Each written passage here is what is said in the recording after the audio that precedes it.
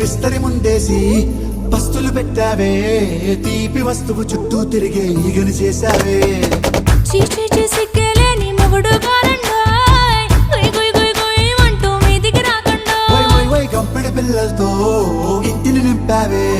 సాపాదిండు సంసారాన్ని మేడెక్కించావే ఇరుగు పొరుగు ముందు సరసాలు కెట్టి పడుకోరే కుక్కలాగా మీ వాళ్ళు ఏం చేస్తాం ఎక్కేస్తాం ఇట్టాగే డాబాలు